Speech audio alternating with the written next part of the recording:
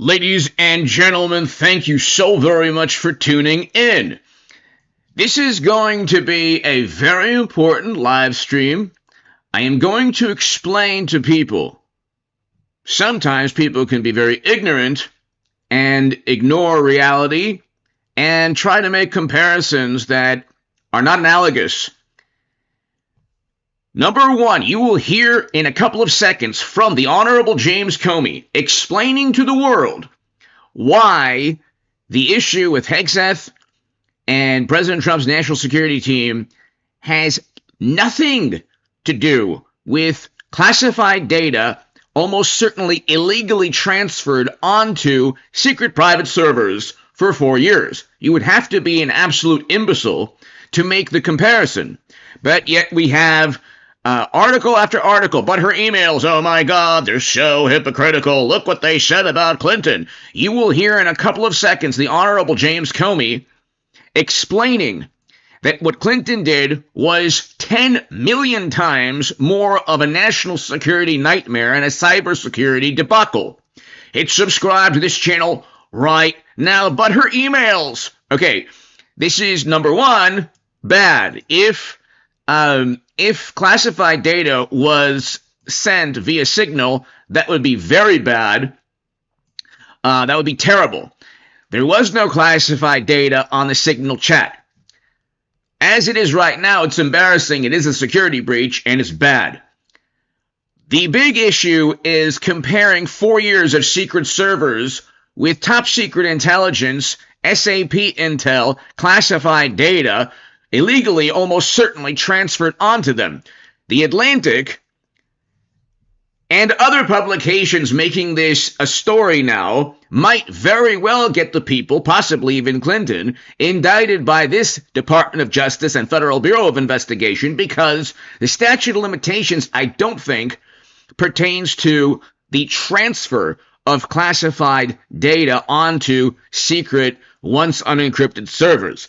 Don't quote me on that, but hit subscribe to this channel. Let's listen to Director Comey explaining to the world, the Honorable James Comey, that the Atlantic article has nothing to do, has zero correlation with the cybersecurity nightmare of 4 years of secret servers finding some way to transfer classified data. It would be very interesting if the wonderful journalists and all of these publications explained how Clinton and her team were able to transfer and email classified top secret intelligence onto servers the United States government had no access to.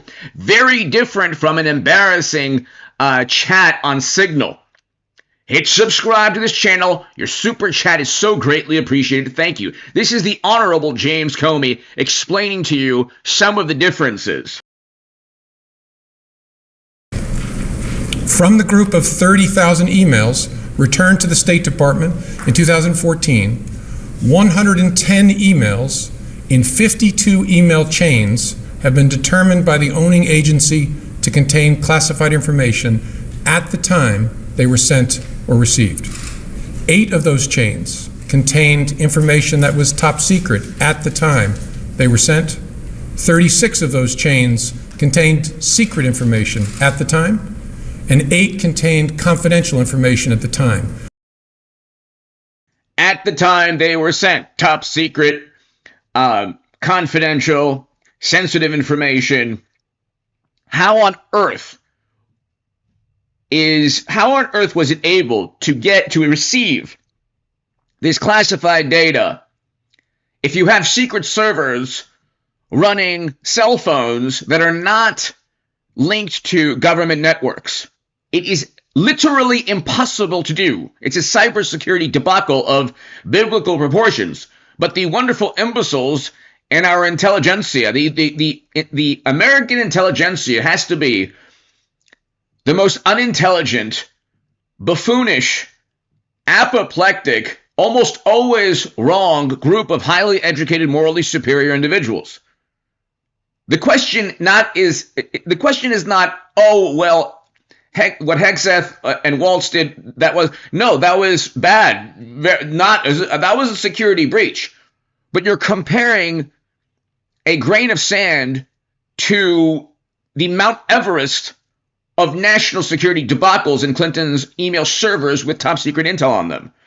Again, it's the I don't want Clinton imprisoned, okay? I don't want Hillary Clinton arrested or indicted. I do not want that, okay?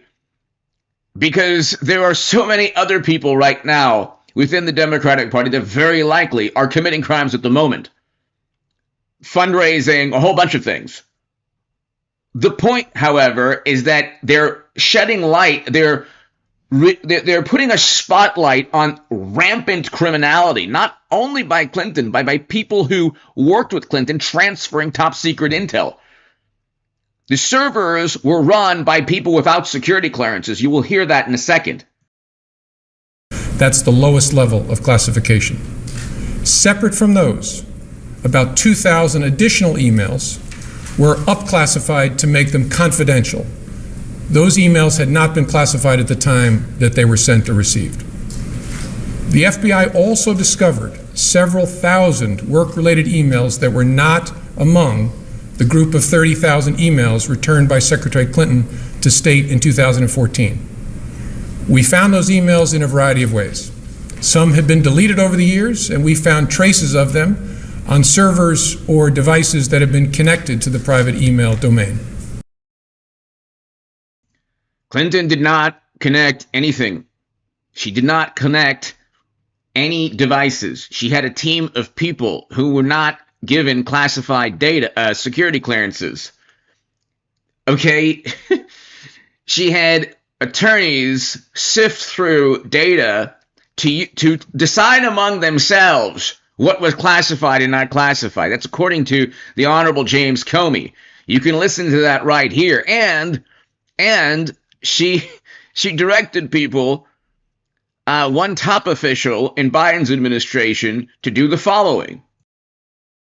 Thank you. I think if you yield back, through mutual agreement, Mr. Cummings and I have agreed that I do have about a dozen or so quick follow-up questions. You've been most generous with your time, but I would like to get through these last bit. Okay. And again, we'll do so with equal time. How did the Department of Justice, or how did the FBI view the incident in which Hillary Clinton instructed Jake Sullivan to take the markings off of a document that was to be sent to her? Yeah, we looked at that pretty closely. There was some problem with their secure fax machine, and there's an email in which she says, in substance, take the headers off of it and send it as a non-paper. As we've dug into that more deeply, we've come to learn that, at least there's one view of it that is reasonable, that a non-paper in State Department parlance means a document that contains things we could pass to another government. So essentially take out anything that's classified and send it to me. Now, it turned out that didn't happen because we actually found that the classified fax was then sent, but that's our best understanding of what that was about. So this was a classified fax? Correct. So Hillary Clinton sends to Jake Sullivan, let me go back. Jake Sullivan says, they say they had issues sending secure fax, they're working on it. Hillary Clinton sends to Jake Sullivan, if they can't, turn into non-paper with no identifying heading and send non-secure. So you're telling me it's a classified piece of information? It was a classified piece of information that they wanted to send someplace. So then Sullivan is told to make it somehow seem that it's not classified so it could be sent easier. Okay, this is not even, you should listen to the testimony with Feinstein in a second, which is even more interesting. I wouldn't even be talking about this if it wasn't for the Mensa graduates at the Atlantic, but let's continue. Information, she's taking off the header and she's instructing them to send it in a non-secure format. Is that not intent? Well, it actually caught my attention when I first saw it, and what she explained to us during our interview was, and other witnesses did as well, is what she meant by that is make it into a non-classified document. That's what a non-paper is in their world, and send it to us, because I don't need the classified stuff, I just need the... Then why take off the heading? If it's going to be turned into a non-classified document, why take off the heading? I assume because it would be non-classified anymore, so you wouldn't have a classified header on it, I think is what she said during. The question was, why would you tell a top official that just explained, hey, we can't send this because it's classified? Why would you then say, hey, alter it so you can then send this information in a way that you could make the document not classified, even though it contains classified information? This is just one example of something we wouldn't be talking about without the geniuses, the absolutely brilliant people at The Atlantic who quote Trump with anonymous sources, and then Biden regurgitates the absolute nonsense and then Harris loses the popular vote, and Trump is a two-time president, thank God. But this is just one example. We're going to get to some really awesome, hilarious things in a second. Okay, again, the Signals chat is embarrassing and pretty bad. It's not good. It is a security breach. But it's like a grain of sand compared to the Mount Everest of cybersecurity nightmares with Clinton's email debacle. Let's continue. So she wanted to be technically correct? Is that what you're saying? That you're No, I think what she said during the interview is, I was telling him, in essence, send me an unclassified document. Take the header off, turn it into a non-paper, which is a term I never heard before, but I'm told by people I credit that in diplomatic circles that means something we can pass to another government. You are very generous in your accepting of that. Let me ask you, Director, did any uncleared individuals receive any classified information over Hillary Clinton's server? Did any uncleared people receive? I absolutely admire the brilliance of James Comey. But yes, the answer is yes. A number of people without security clearances had access to and almost certainly read classified data. This isn't rocket science, and he says that right now. Classified information. I don't think any of the correspondence on the classified emails were uncleared people. These were all people with clearances working, doing State Department business on the unclassed system. Did Mr. Pagliano have the requisite security clearance? As I sit here today, I can't remember. He was not a participant on the classified. Why would one of the people who set up and ran Clinton's secret private servers gain security clearance? Because then the process would reveal that Clinton indeed has secret servers. Do you understand this, brilliant, wonderful, amazing people at the Times and the Atlantic and all of you have shed a spotlight on the most brazen, overt cybersecurity nightmare. But again, you'd have to be somebody who's not an imbecile to understand all of this. Which means that a whole bunch of Democrats are now like jumping for joy, but you're putting a spotlight on rampant criminality that was almost certainly covered up. Well, it was, but people without security clearance, it's bad enough that classified emails were emailed onto once unencrypted and secret private servers connected to cell phones that the United States government had no access to. President Obama had no access to Clinton's servers or cell phones. Clinton had access to President Obama's administration's cell phones, servers, all of that. If Trump had the same arrangement, they would say Trump would be sending love letters to Putin secretly and privately via email. Okay? So, again, we wouldn't talk about any of this if it wasn't for the absolutely brilliant minds who are jumping for joy about a Signals chat that is, yes, it is embarrassing and it's bad. It is a security breach, but it's a security breach apparently without classified data, but it's a security breach that is a grain of sand compared to, like, the Rocky Mountains or the Mount Everest of cybersecurity nightmares with President Obama's administration, specifically with Clinton's servers. And so the Honorable James Comey is going to explain that people without security clearances had access to classified data. Email exchanges, though. But he was running the server. He set it up. That's a different question. I'm sorry, I misunderstood your question then.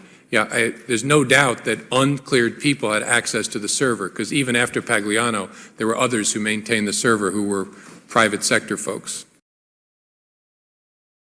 You had private sector folks, you had people without security clearances who had access to classified data.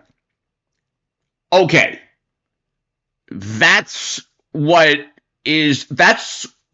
was compared to. Now, the writer for The Atlantic should not have been on that chat, but that's one person.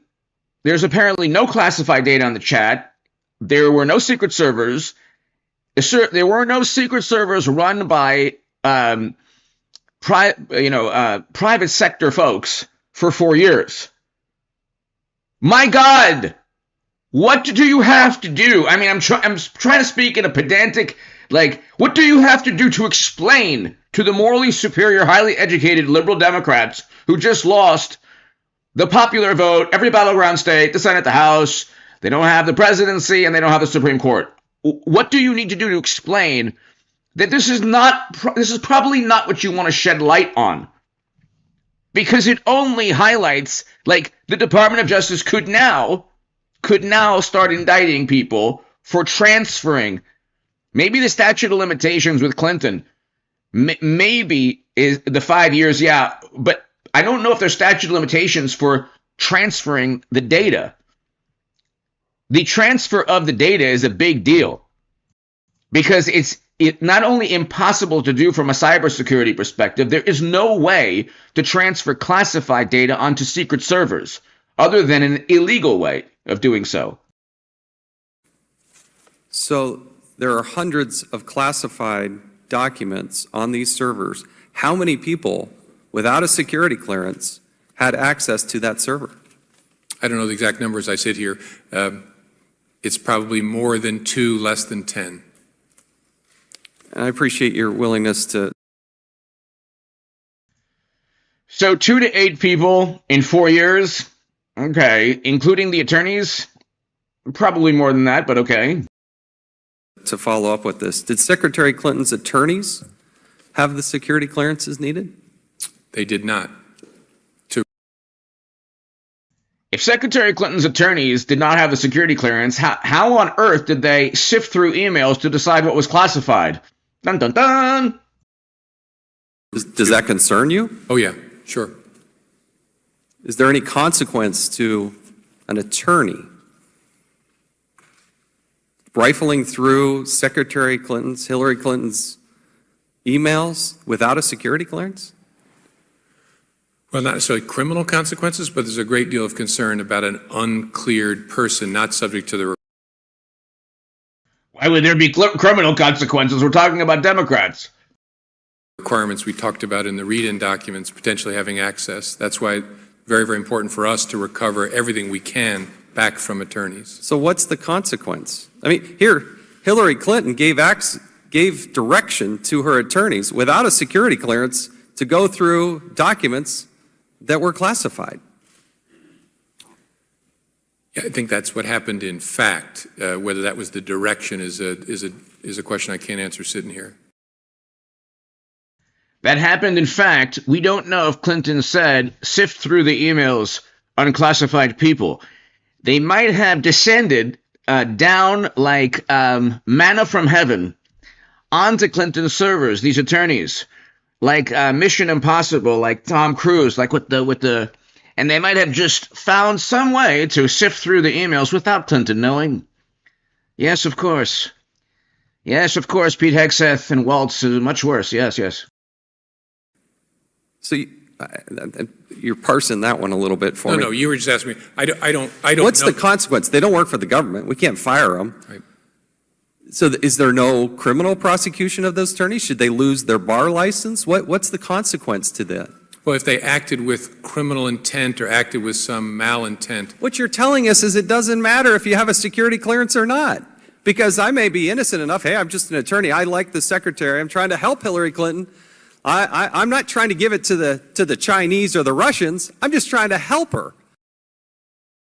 She definitely did not order her attorneys to sift through emails. They did so almost certainly on their own, without intent to commit a crime, even though gross negligence now is the big thing. So the entire time the Honorable James Comey was testifying, nobody involved had any criminal intent whatsoever. But now everyone's saying, oh, there was Hexeth and they should resign. But they didn't have servers with top secret intel, with classified data being read by people without security clearances. And we can go on forever. You'll find out in testimony with Feinstein, the first 3 months of Clinton's emails, they don't even exist. They don't even exist. But anyway, let's continue. So there's no intent? It doesn't matter if these people have security clearances? Of course it matters. That's why I said that. But there's no consequence, Director. There's no consequence. Well, I don't know what consequence you'd have in mind. Prosecute them. An attorney for receiving from his client information that ends up being classified. I asked you at the very beginning, is there a reasonable expectation that Hillary Clinton would send and receive, if not daily, hourly, if not daily, classified information? That's reasonable to think that the Secretary of State would get classified information at every moment. She's not the head of Fish and Wildlife. So the idea that the head of Fish and Wildlife, she would turn over her emails, her system, her server. By the way, my super chat, thank you, Becoming. Thank you so very much. Greatly appreciated. To my super chat, thank you. To what it sounds like up to 10 people without security clearances, and there's no consequence. So why not do it again? That's a question I don't think you should put to me. I'm talking about my criminal investigation. But how can that, there's no intent there? Does she not understand that these people don't have security clearances? Surely she understands at least some of them don't have security clearances.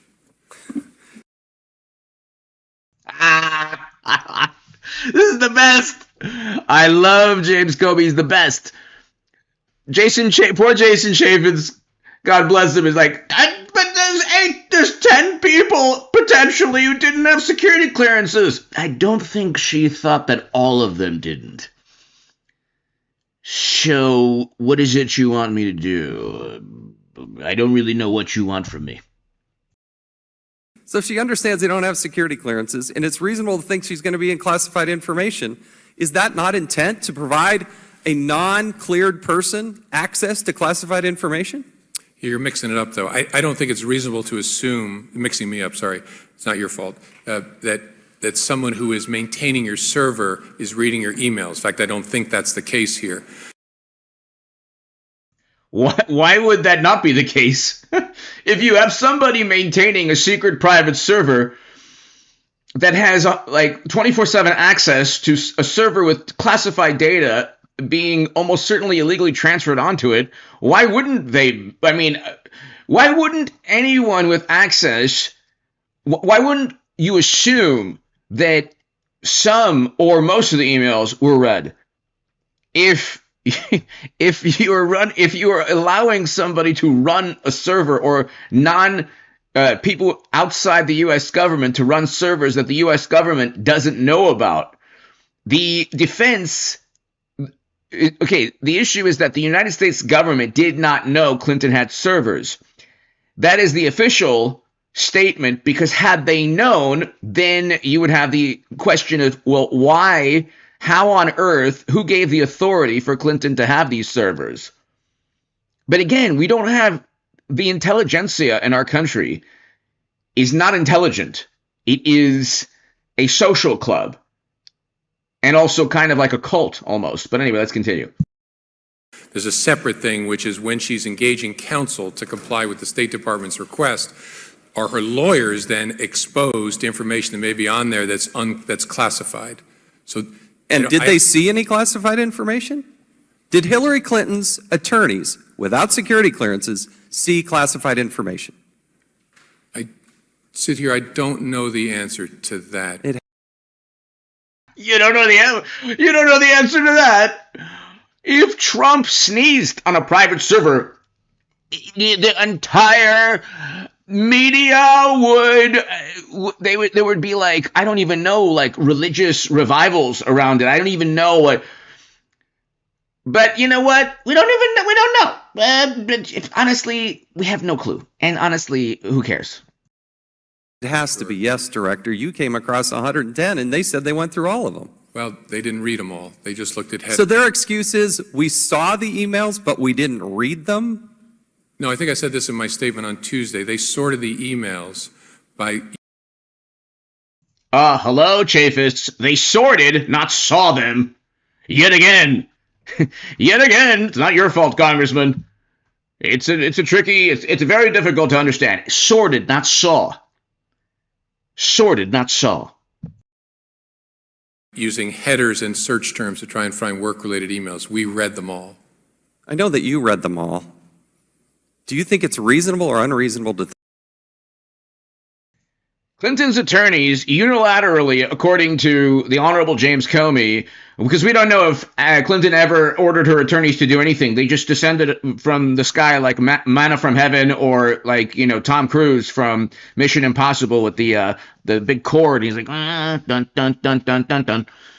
So they used search terms to find out what was classified. Literally used search terms. You can't get more outlandish. You couldn't even make this up. This makes Hunter's laptop look like, Hunter's laptop could be worse. Who knows? It's just the same thing. They can't write an email without tanking their entire political party. The corruption is so hilarious and buffoonish and outlandish. So they used the attorneys without direction, apparently, from Clinton. Clinton can telepathically tell people, but you can't prove that she told anyone. Apparently, possibly, potentially. And I love James Comey. Nobody loves James Comey more than I do. He's the best. Apparently, they used search terms to decipher classified data, sifting through personal and work emails to decide what was personal, because, obviously it's personal. Why would anyone want Clinton's personal emails, even though they were on the same servers, secret servers, that classified and top secret intel were transferred onto almost certainly illegally? They used search terms, even though they didn't have classified clearance. They didn't have security clearance, but they used search terms to find out the classified data. That's totally awesome. Nothing wrong with that. think that her attorneys, under her direction, did or did not read those emails? Because there were, let me go back to this, yes or no. Were there or were there not classified emails that that Hillary Clinton's attorneys read? I don't know whether they read them at the time. Did Hillary Clinton? That could be one of the best answers of all time. There's no way for anyone to know what they did at the time. Checkmate. Yeah. Sorry, Chaffetz. Sorry, Republicans, you lost again. Give non-cleared people access to classified information. Yes.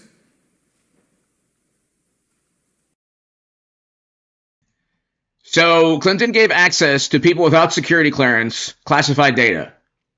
She gave people access to classified data who didn't have security clearance. You just heard the Honorable James Comey say yes, yes. Okay, so this is just one of like 1,000 details that the Atlantic and others are not talking about. This is public record. This is congressional testimony. This is not like, you can't say it's conspiratorial. You can't say it's literally congressional record. There's transcripts of this in Congress. It's congressional record. It's public record. Okay? The same people are like, about her emails. It's like, You're comparing like, a spark to the Hindenburg, God forbid, or you're comparing like a grain of sand to the Sahara Desert. You're comparing, it's not analogous, but the lives of the morally superior, highly educated liberal Democrats revolve around the whataboutism they always recoil from. So it's like, let's continue. Whatever. You can't tell when they read the emails. What do you think her intent was? I think then was to get good legal representation and to make the production to the State Department. What do you think her intent was in getting attorneys to unilaterally, without her telling them to do anything, to sift through emails to decide what was classified or what was work and what was personal? To get good representation. I mean, what else? Why else would you have attorneys do this? I think it'd be a very tall order in that circumstance. I don't see the evidence there to make a case that she was acting with criminal intent in her engagement with her lawyers. And I guess I read in criminal intent as the idea that you allow somebody without a security clearance access to classified information. Everybody knows that, Director. Everybody knows that. I've gone way past my time. Let me recognize Mr. Cummings for an equal amount of time. If you thought that congressional testimony was interesting, this one is 10 times more interesting. Question regarding my opening comment, and I view it as a most important question, and I hope you will answer it. Why was it necessary to announce 11 days before a presidential election that you were opening an investigation on a new computer without any knowledge of what was in that computer? Why didn't you just do the investigation as you would normally, with no public announcement? Yeah, great question, Senator. Thank you. October 27th, the investigative team that had finished the investigation in July, focused on Secretary Clinton's emails, asked to meet with me. So I met with them that morning, late morning, in my conference room, and they laid out for me what they could see from the metadata on this fella Anthony Weiner's laptop that had been seized in an unrelated case. What they could see from the metadata was that there were thousands of Secretary Clinton's emails on that device, including what they thought might be the missing emails from her first 3 months as Secretary of State. We never found any emails from her first 3 months. She was using a Verizon BlackBerry. She had no emails that the government can find for her first 3 months in office. So we have no clue of how many classified emails. According to the director of the Federal Bureau of Investigation then, the first 3 months of Secretary Clinton's emails, the first 3 months, are not in existence. They don't even exist. So you want to compare just that fact to an unclassified signals chat, which, yes, it's a security breach. Yeah, it's bad. It's embarrassing. It's like a grain of sand compared to an entire planet of national security, nightmarish cybersecurity debacles under President Obama's administration. But again, it's like, why the Atlantic brought light upon this. Okay, James Comey, his testimony itself has all the facts you need. His testimony has all of the information, well, not all the information, but it has all the facts pertaining to the cybersecurity debacle of biblical proportions. But the first 3 months, no emails. How on earth is that even possible? And that's obviously very important, because if there was evidence that she was acting with bad intent, that's where it would be in the first 3 months. But they weren't there. Look, can I just finish my answer, Senator? Yeah. And so they came in and said, we can see thousands of emails from the Clinton email domain, including many, many, many from the Verizon Clinton domain, BlackBerry domain. They said, we think we got to get a search warrant to go get these. And the Department of Justice agreed we had to go get a search warrant. So I agreed. I authorized them to seek a search warrant, and then I faced a choice. And I've lived my entire career by the tradition that if you can possibly avoid it, you avoid any action in the run-up to an election that might have an impact, whether it's a dog catcher election or president of the United States. But I sat there that morning and I could not see a door labeled no action here. I could see two doors, and they were both actions. One was labeled speak, the other was labeled conceal. Because here's how I thought about it. I'm not trying to talk you into this, but I want you to know my thinking. Having repeatedly told this Congress, we are done and there's nothing there, there's no case there, there's no case there, to restart in a hugely significant way, potentially finding the emails that would reflect on her intent from the beginning. There were no emails for the first 3 months. You think maybe she intended to hide some information? And not speak about it would require an act of concealment, in my view. And so I stared at speak and conceal. Speak would be really bad. There's an election in 11 days. Lordy, that would be really bad. Concealing, in my view, would be catastrophic. Not just to the FBI, but well beyond. And honestly, as between really bad and catastrophic, I said to my team, we've got to walk into the world of really bad. I've got to tell Congress that we're restarting this, not in some frivolous way, in a hugely significant way. And the team also told me, we cannot finish this work before the election. And then they worked night after night after night, and they found thousands of new emails. They found classified information on Anthony Weiner. Somehow, her emails are being forwarded to Anthony Weiner, including classified information. What? Anthony Weiner is taking a picture of his name, allegedly, potentially. What? What? Why would Clinton's emails classified be forwarded to Anthony Weiner of all people? Are you kidding me? Signals chat? Maybe the Atlantic would want to write a story about that. How Anthony Weiner got all that information classified forwarded to him. But of course they won't, because, the Atlantic, by the way, used to be a wonderful, wonderful publication. I read the Atlantic for years and years and years. It was one of the best publications in politics and society, culture, everything. But let's listen to this. The Honorable Anthony Weiner, who I don't even want to get into what he allegedly did with photos. Let's just say if you touched the laptop that Anthony Weiner used, you probably should then wash your hands repeatedly for about 5 hours. About it would require an act of concealment, in my view. And so I stared at speak and conceal. Speak would be really bad. There's an election in 11 days. Lordy, that would be really bad. Conceal. Loaded. I love that. I love James Comey. I actually enjoy his testimony. In a world of politicians and actors and Democrats and morally superior never-Trumpers and morally superior, highly educated liberal Democrats, you can always rely on the Honorable James Comey to give you the truth and nothing but the truth. Lordy. Concealing, in my view, would be catastrophic. Not just to the FBI, but well beyond. And honestly, as between really bad and catastrophic, I said to my team, we've got to walk into the world of really bad. I've got to tell Congress. What's behind door really bad?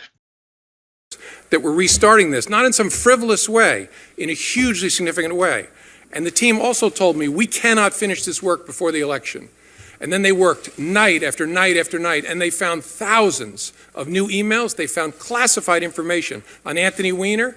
Somehow, her emails are being forwarded to Anthony Weiner, including classified information by her assistant, Huma Abedin. And so they found thousands of new emails. Huma Abedin is forwarding classified information to Anthony Weiner on his laptop? While he's using his laptop for other activities? What? Are you kidding me? But her emails. Years back. And then years back, Republicans were years back, Republicans were saying that Clinton was grossly negligent. And now, Hegseth, with his signals chat, did the same thing. Except they weren't forwarding classified data to Anthony Weiner's computer. That's one difference. That's one of maybe 500 differences. And what do you think Anthony Weiner was doing on the laptop? Probably something you don't want classified data alongside. But anyway, I'm just an ignorant Trump supporter, so let's just continue. Then called me the Saturday night before the election and said, thanks to the wizardry of our technology, we've only had to personally read 6,000. We think we can finish tomorrow morning, Sunday. And so I met with them. And they said, we found a lot of new stuff. We did not find anything that changes our view of her intent. So we're in the same. There's no way Clinton intentionally forwarded anything to Anthony Weiner, including classified data. There's no way Clinton intentionally used secret servers run by 8 to 10 people who didn't have security clearances. There's no way Clinton brushes her teeth in the morning without it. Everything happens by accident with Bill and Hillary. It's unbelievable. They're like the Forrest Gumps of politics. Life is like a box of chocolates. It just happened. Everything happens. What's that? Secret Service? How did that happen? My attorneys, they deleted the half of those emails for me? Oh, I didn't ask you to do that. Thank you. Oh my God, I just didn't know what it was yoga.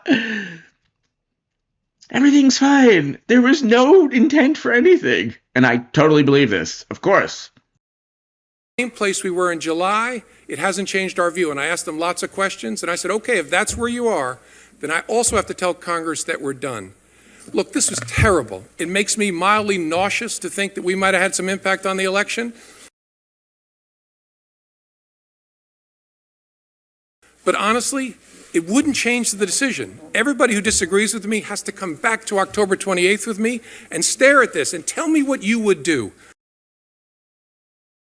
I'd probably, I don't know, find out why classified emails were being sent to Anthony Weiner's computer. That's number one. Why would that happen? I'd probably find out how classified data was transferred. I wrote a lot about this. I wrote endlessly about this in The Hill, the Huffington Post, a whole bunch of Salon. I wrote endlessly about this. But her emails I wrote, but her secret servers. I would probably find out why and how classified data was able to be transferred. How could you transfer classified data from secure government networks onto 2009 cell phones without the government knowing? Because that was the line. How are you able to look at classified data if you're Clinton or anyone on that team? If the classified data originated from the Department of Defense, or how is that possible? So they're going like the signals chat. Oh my God, there could be classified data there. This was 4 years of the first 3 months. We don't even. So why were the first? How did you delete? How were the first 3 months of data deleted? And how is it possible that the first 3 months did not have classified data? I mean, these are there's a million questions. My God. Thank you, Atlantic, for shedding a spotlight on all of this. This is absolutely wonderful. Would you speak or would you conceal? And I could be wrong, but we honestly made a decision between those two choices that even in hindsight, and this has been one of the world's most painful experiences, I would make the same decision. I would not conceal that on October 28th from the Congress. And I sent a letter to Congress. By the way, people forget this. I didn't make a public announcement. I sent a private letter to the chairs and the rankings of the oversight committees. I know it's a distinction without a difference in the world of leaks, but it was very important that I tell them instead of concealing. And reasonable people can disagree, but that's the reason I made that choice. And it was a hard choice. I still believe in retrospect, the right choice, as painful as this has been. And I'm sorry for the long answer. Well, let me respond. On the letter, it was just a matter of minutes before the world knew about it. Secondly, my understanding, and staff has just said to me, that you didn't get a search warrant before making the announcement. I think that's right. I think I authorized, and the Department of Justice agreed we were going to seek a search warrant. I actually don't see it as a meaningful distinction. Well,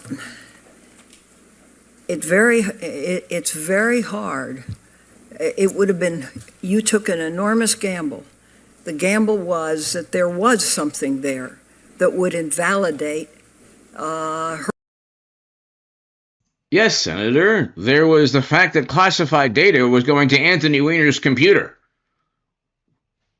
How much of a cybersecurity risk is that? It would be the equivalent of classified data going on Hunter's computer. Hunter and Anthony Weiner and all the wonderful, morally superior liberal Democrats. Her candidacy. And there wasn't. So one has to look at that action and say, did it affect the campaign?